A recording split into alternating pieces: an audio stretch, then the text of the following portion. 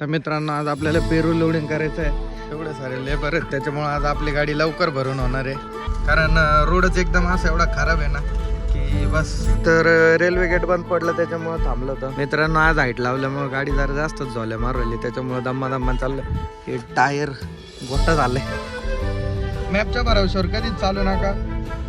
2 मिनिटं लेट झालं तरी चालेल पण बघा आज गुगल मॅपच्या नादात शॉर्ट होऊन गेला.